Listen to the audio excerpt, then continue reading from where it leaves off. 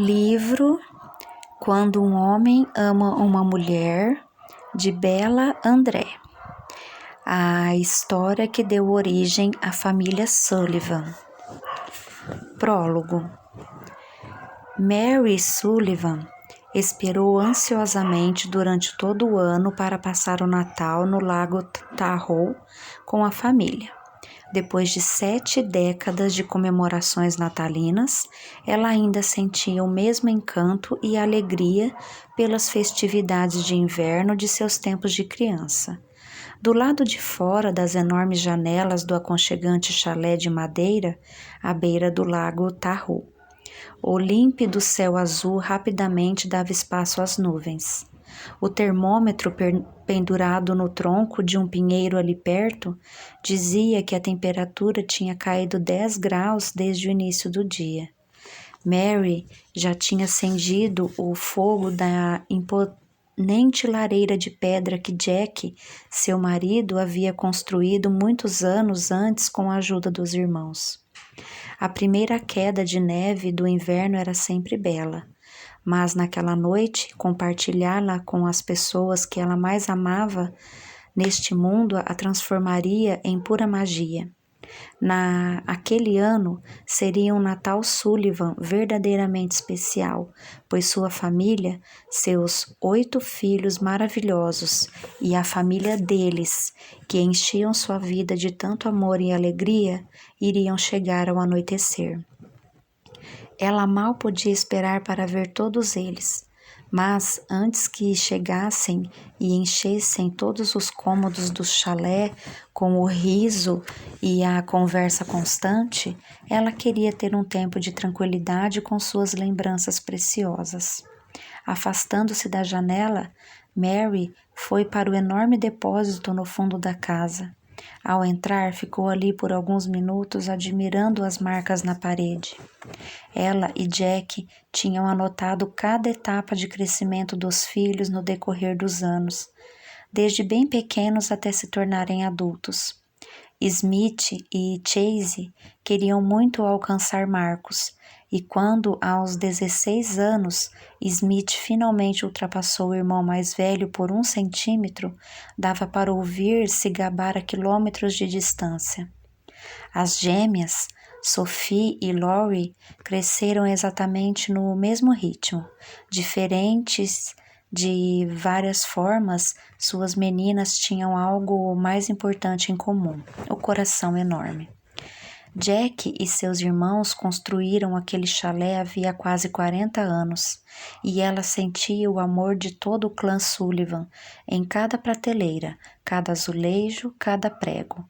Ela tirou uma caixa de tamanho médio da prateleira do meio e levou para a sala de estar, colocando-a em uma mesa de madeira brilhante perto da árvore de Natal ainda sem decoração. Mary tinha vários amigos que montavam árvores de Natal elegante usando apenas enfeites vermelhos e dourados ou prata e branco. Essas árvores eram exemplos perfeitos das festividades, tão cuidadosamente arrumadas que Mary tinha medo de acabar derrubando um dos adornos imaculados. Ela sempre mantinha uma boa distância dessas maravilhas arquitetônicas. Ninguém jamais diria que a enorme árvore de Natal dos Sullivans era um exemplo admirável ou que chegava perto de ser elegante, com sua confusão de enfeites que não combinavam. Mary jamais mudaria coisa alguma, porém, mesmo com todos os filhos já bem crescidos, havia uma história linda por trás de cada peça da árvore. Com um sorriso de ansiedade, Mary pegou a caixa e tirou um fino pacote embalado em plástico bolha. Ela o abriu cuidadosamente para revelar uma obra-prima feita com palitos de picolé. 6 palitos de picolé colados em forma de estrela. No centro da estrela havia um desenho feito à mão de mais de 30 anos. A família significava muito para Marcos. Mesmo o garotinho, seu primogênito, que agora comandava a bem-sucedida vinícola Sullivan, em Napa Valley, Ele só tinha 4 anos quando fizeram aquele enfeite e havia desenhado Smith, que ainda era bem pequeno, dançando para chamar a atenção.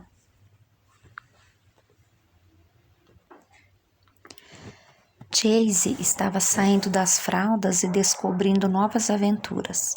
Marcos estava em pé entre Jack e Mary, sorrindo ao dar as mãos para eles. Os olhos de Mary já estavam úmidos ao pendurar o enfeite de Marcos na árvore. A próxima embalagem, embrulhada em plástico bolha, escolhida por ela, era a mais pesada, e ela sabia que era de Smith. Mary jamais duvidara de que seu segundo filho mais velho havia nascido para ser uma estrela. Ela o aplaudiu com orgulho em todas as peças, todos os musicais, todos os filmes de sucesso, dos quais ele participara em mais de 3 décadas. Um dia, perto do Natal, quando ele tinha 6 anos, pegou um pequeno saco de concreto no porão.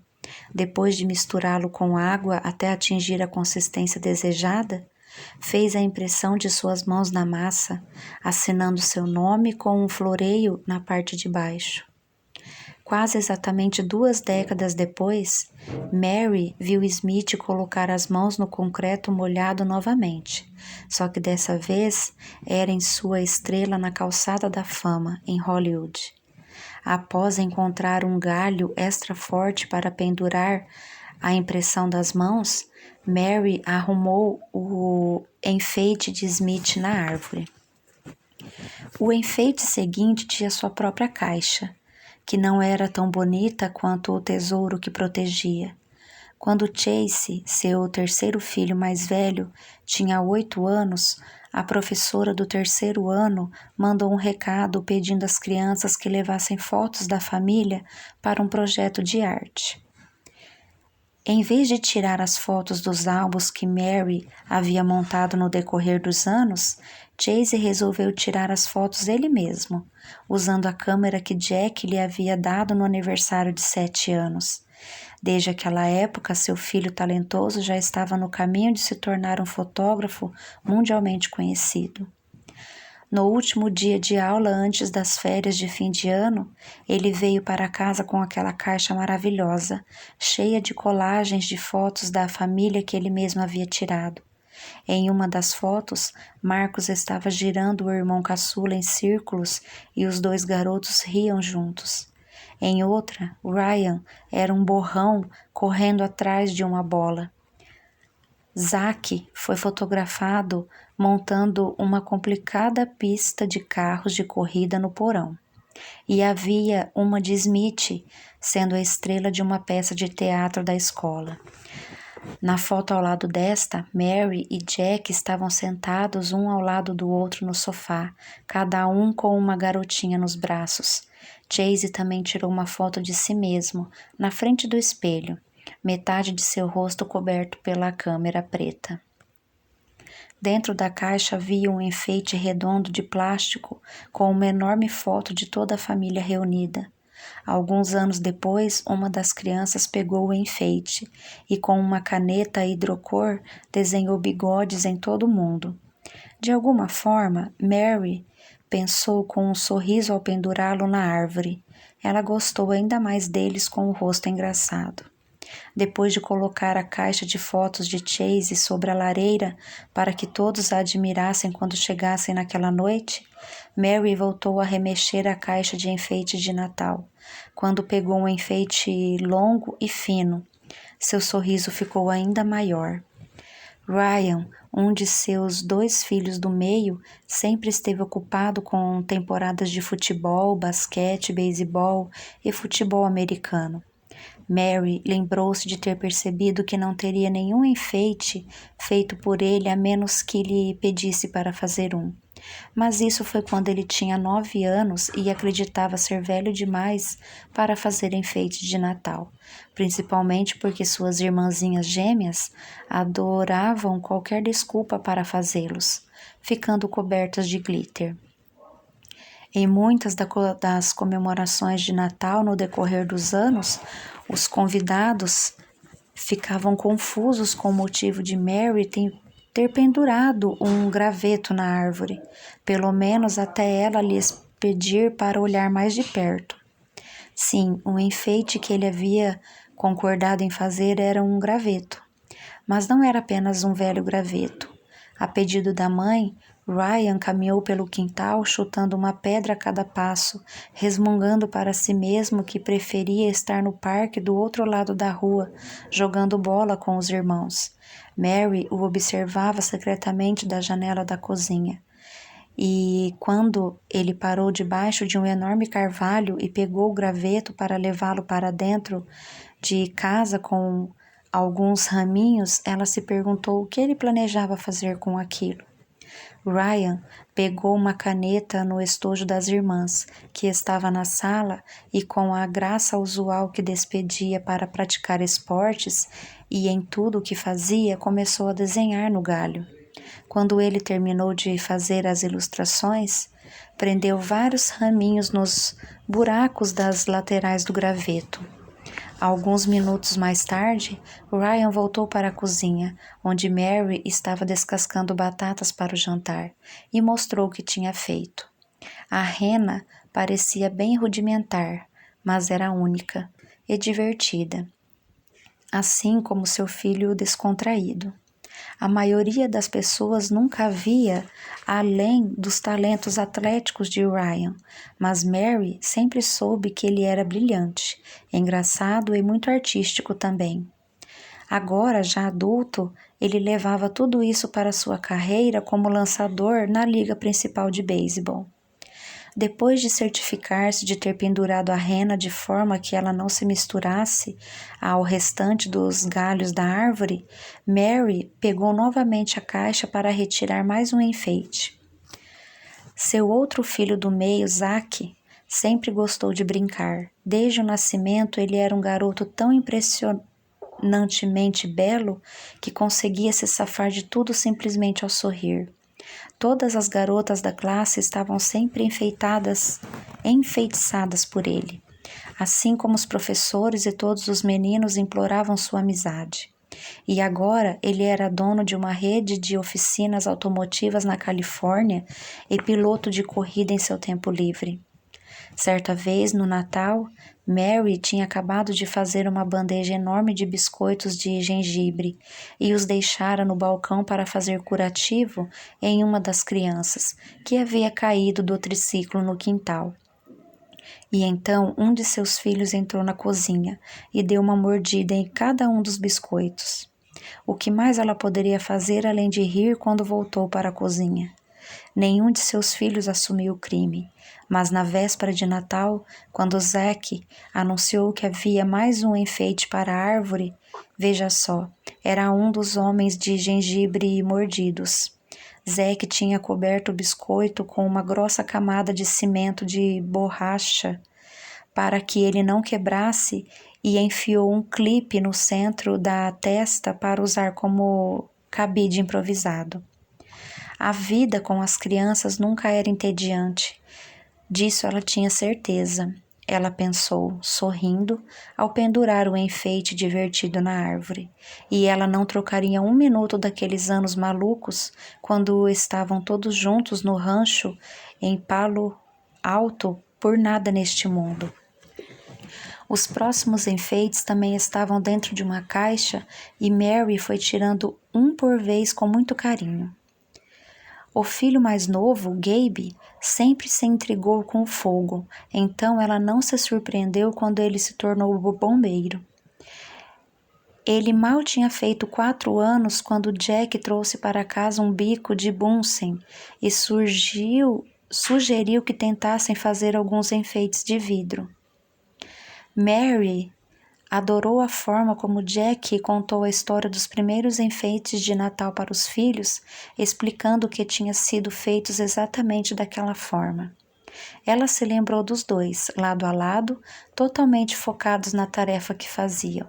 Recordou que Jack havia tomado cuidado absoluto para certificar-se de que seu filho não iria se machucar, assim como sempre cuidou de todos, de seus filhos e dela também. Os pequenos enfeites de vidro ficaram meio tortos e imperfeitos. e absolutamente preciosos para ela ao serem pendurados na árvore naquele e em todos os outros anos. Quando Mary se voltou para a caixa e pegou uma enorme bola embrulhada em papel cor-de-rosa que chacoalhava em suas mãos, ela sabia exatamente de quem era aquilo. Laurie, mais conhecida como Mazinha, era uma das suas filhas gêmeas. Mary e Jack já tinham 6 garotos, que eram mais do que suficientes para mantê-los ocupados. Do nascer ao pôr do sol, mas isso não os impediu de desejar uma garotinha. Ela parou de desembrulhar o enfeite ao pensar naquele sábado de manhã havia tanto tempo, quando Jack percebeu que Mary estava grávida novamente. A casa ainda estava em silêncio, um feito raro e surpreendente com tantas crianças barulhentas. Jack a acordou com um doce ato de amor pecaminoso. E como ela adorava aqueles momentos sonolentos em seus braços, quando o prazer percorria seu corpo em ondas suaves. Ela quase dormia novamente em seus braços quando ouviu Gabe chamar de seu quarto no fim do corredor. Com apenas 2 anos, ele era o primeiro a acordar, principalmente quando estava com fome. E, como um pequeno bombeiro em treinamento, ele estava sempre com fome. Ela já ia saindo da cama quando Jack a impediu com um delicado abraço ao redor da cintura. Os olhos negros estavam cheios de tanto amor que ele quase perdeu o fôlego. Você está grávida. Ela andava tão ocupada com os 6 meninos que subitamente percebeu que tinha deixado de notar os sinais daquela vez, mas agora via que os seios estavam mais fartos e a cintura levemente mais grossa. Jack acariciou sua barriga e disse: Você sempre teve um brilho diferente durante a gravidez, mas dessa vez você está mais linda do que nunca. Ele a puxou para mais perto e sussurrou novamente em seus lábios, com certeza absoluta. Finalmente você terá uma menina. Era loucura, mas ela jura que sentiu mesmo, uma energia levemente diferente dentro dela comparada a 6 gestações de garotos. Mas havia mais milagres por vir quando eles descobriram que iam ter gêmeas, e que sortudas eram as garotinhas Laurie e Sophie, por terem 6 irmãos mais velhos para protegê-las e cuidar delas. Uma rajada de vento entre as árvores do lado de fora do chalé trouxe Mary de volta ao presente, percebendo que ainda estava segurando o enfeite de Laurie embrulhado em suas mãos. Ela riu com prazer quando terminou de abri-lo.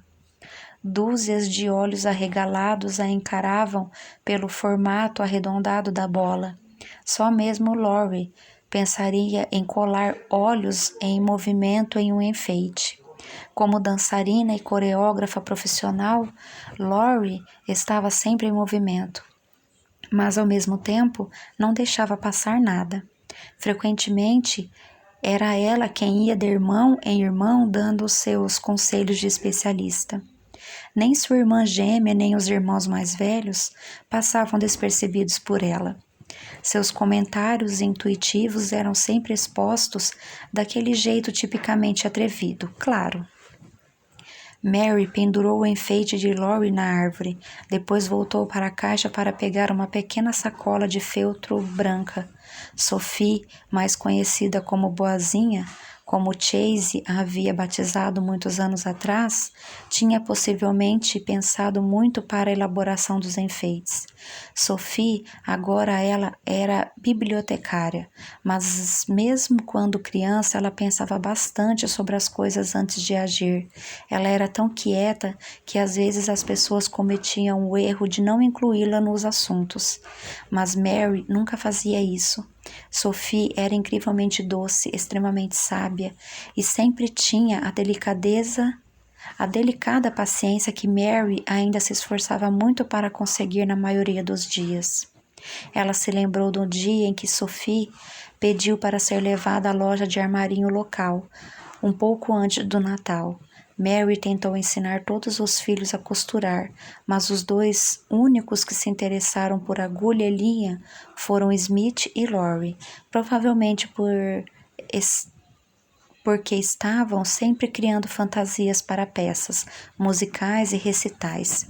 De todos os seus filhos, Sophie foi quem menos teve interesse em costurar.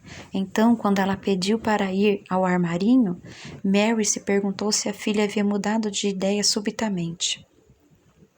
Assim que entraram na loja, Sophie foi direto para a gaveta de botões. Ela cuidadosamente analisou um a um antes de fazer suas escolhas. Mary adorava ficar sentada vendo a mente dos filhos trabalhar. Eles nunca paravam de surpreendê-la e encantá-la. De olho na filha enquanto escolhia novos tecidos para as cortinas do quarto, Mary observou Sofia levar uma pilha de botões ao caixa para pagar. Quando a mulher do caixa perguntou para que ela iria usá-los, Sophie respondeu: "São uma surpresa de Natal para minha família." Mary quase riu em voz alta diante da confusão no olhar da mulher. Obviamente, ela acreditava que Sophie iria dar botões como presente de Natal. Mary não via a hora de descobrir os planos de Sophie. Quando elas voltaram para casa, Sophie desapareceu em seu quarto com o saco de botões e o kit de costura de Mary. Durante o restante do dia, Mary esteve tão ocupada na cozinha e com a preparação dos presentes para a noite de Natal que ficou surpresa quando Sophie se levantou após o jantar para anunciar: "Fiz um enfeite de Natal especial para todo mundo da família." Pegando uma sacolinha de feltro feita por ela para guardar os botões, Sophie caminhou lentamente ao redor da mesa e colocou um botão enfiado em um pedaço de barbante nas mãos de cada um de seus irmãos. Marcos foi o primeiro a segurar o seu. O enorme botão preto, com nuances de todas as cores do arco-íris, balançava no fio preto que Sophie tinha transpassado em um dos furos do botão. O botão de Smith era vermelho vivo e prateado e chamava a atenção de qualquer ângulo. O de Chase era simples, mas tinha um tom masculino azul marinho. Ryan sorriu pela forma como seu botão foi pintado para parecer uma bola de beisebol. O botão de Zack tinha um tom negro lustroso, como um dos carros de corrida que ele sonhava pilotar. No botão de Gabe havia chamas entalhadas na frente. O de Lori era o mais chamativo de todos, coberto de brilho e glitter. O botão que Sophie fez para si mesma era retangular e parecia uma miniatura de livro de capa dura. "Que surpresa fantástica!" Mary disse ao admirar a forma como Sophie tinha conseguido brilhantemente capturar a personalidade de cada um dos irmãos com botões. Entre todas as coisas. Todos os filhos concordaram com isso ao irem em frente à árvore para pendurar os enfeites. Sophie foi para o colo de Mary e disse: "Esse é para você, mamãe." Sophie colocou um botão em forma de coração na palma da mão de Mary. Seus olhos já estavam marejados quando a menina tirou mais um botão da sacola. "Fiz um para o papai também." O último botão era coberto de veludo marrom e estava quente e sólido nas mãos de Mary. "Você acha que ele iria gostar?" Mary não conseguiu conter 2 lágrimas que rolaram em seu rosto. Ele teria amado. Quando uma rajada de vento chacoalhou os altos pinheiros do lado de fora do chalé e Mary voltou ao presente, ela percebeu que estava no meio da sala de jantar, segurando a sacola de feltro contra o peito, sobre o coração, voltando para perto da árvore.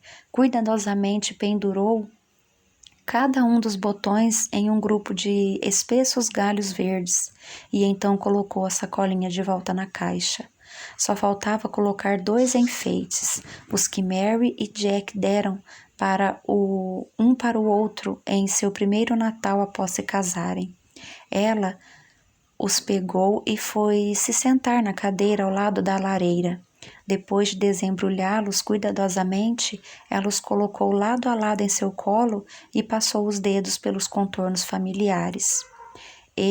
Enquanto Mary fechava os olhos para saborear as lembranças de quando se apaixonou por Jack Sullivan, os primeiros flocos de neve do inverno começaram a cair.